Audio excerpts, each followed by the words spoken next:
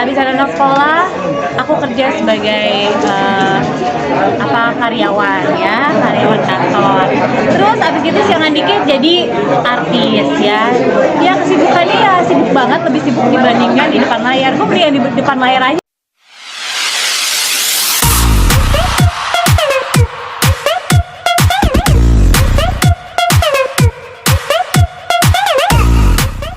Tiga bawang dulu ya. Ada. Nyanyi, mic gue pakai nyanyi. Aku kesibukannya sebagai brand ambassador pastinya di benih ini. Terus jadi berumah tangga. Terus jadi sekarang lagi bantu suamiku jadi eksekutif. Lucu gak sih gue? Lucu. Tapi bisa dikatakan dirimu sudah tidak main di depan layar, tapi kesibukannya malah di belakang layar dan sebagai ibu rumah tangga. Seperti apa sih menikmatinya? Jujurnya lebih sibuk di belakang layar nih, sibuk banget. Anak pagi-pagi udah sekolah, bangunnya lebih pagi tuh anak udah sekolah. Abis anak sekolah, aku kerja sebagai karyawan ya, karyawan kantor. Terus abis itu siangan dikit jadi artis ya. Ya kesibukannya ya sibuk banget, lebih sibuk dibandingkan di depan layar. Gue mendingan di depan layar aja. Ada yang mau nawarin gue syuting lagi gak sih? Iya kan? Kayaknya di depan layar gue tinggal syuting, terus acting, terus pulang gitu. Kalau ini tuh kayak banyak perintilannya.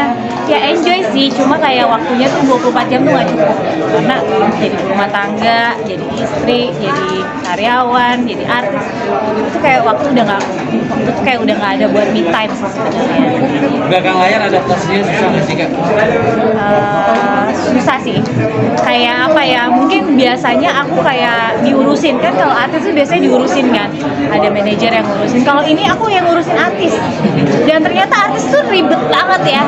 Dari jadwal sumpah ya, aku kan ada promo film, terus kayak minta schedule-nya mereka sibuk banget. Terus minta promonya mereka sibuk banget, susah banget. Jadi menurut aku nggak segampang itu kita kerja di belakang layar. Jadi aku appreciate banget sih sama orang-orang tim produksi tuh yang kayak sabar banget. Kadang-kadang artis tuh ada annoying-nya juga ya. Salah satunya aku juga merasakan pernah begitu ya. Jadi gue merasakan kayak gila ya, jadi artis tuh kadang-kadang apalagi kita lagi naik-naiknya tuh ada di fase yang kayak agak apa gitu. Cuma ya coba belajar aja kayak oh ya bikin dulu jadi produksi di balik layar tuh jadi kayak gini. Semuanya aku belajar sih, yang sekarang nggak bagus-bagus banget juga, cuma terus belajar. Lebih tepatnya belajar kesabaran. Sampai akhirnya mau kemarin apakah alasannya Kak? Untuk terlibat di belakang layar? Karena suami gue yang nyuruh. Jadi dia maunya tuh aku belajar sesuatu yang belum pernah aku belajar. Kayak misalnya sekarang aku jadi eksekutif produser film, salah satu film suamiku. Jadi aku bener-bener terlibat dari produksinya, dari promosinya gitu, sampai nanti akan tayang tuh aku juga akan terlibat. Maunya suami aku tuh aku belajar sesuatu yang belum pernah aku kerjain. Kalau artis kan ya udah dari 15 tahun aku syuting kesana kemari. Nah ini tuh aku belum pernah, dan maksudnya dia tuh oke, kalau lo udah jadi executive producer, at least nanti ketika dia retire atau apa, aku atau anak-anak bisa terusin. Artinya memang seribet itu ya ternyata. Aduh, kamu nggak corona kan saya? Gue baru saya. Oke. Aduh, kamu aman kan sayang? Udah batuknya seribet itu kah dirimu untuk kayak ngejalanin ya bisa dikatakan ya usahanya suami juga? Ribet sih kayak, tapi kayak lebih apa ya, mengkotak-kotakan antara ini gue suami istri ya kan, sama ketika gue jadi dia produser bos gue, terus gue jadi bawahan dia. Kadang-kadang argumentasinya tuh banyak gitu ya. Dia orang yang, suamiku tuh orang yang sangat idealisme, sedangkan gue lebih komersial, paham kan dari sini ya kan. Kalau komersial tuh kan hitungannya oke, matematikanya banyak nih, gue harus sekian gitu. Kalau suamiku tuh yang penting gue bikin sesuatu yang bagus, yang bisa dinikmati orang, terserah deh maksudnya filmnya jalan atau enggak atau apa, tapi gue di mata orang-orang film dibungkus dengan cantik deh.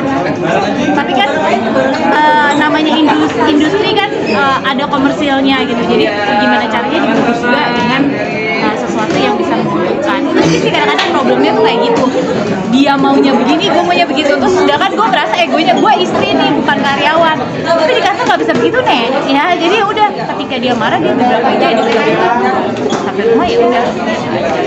Dia sering prinsip pendapat sama suami juga untuk pekerjaan gitu. Iya, sering banget. Nah itu tuh yang tadi aku bilang, pokoknya begitu di kantor sesuatu yang dia nggak suka tapi aku suka, nah aku tuh egonya sebagai artis sebagai istri tuh masih ada. Nah itu dia kayak di sini di kantor ini lo bukan istri gua, itu karyawan. Jadi itu yang sering selisih paham. Tapi nggak apa-apa, yang namanya juga belajar kan. Dia leader aku jadi ya aku belajar. Berarti kalau selalu boleh milih, mendingan di depan apa di belakang layar?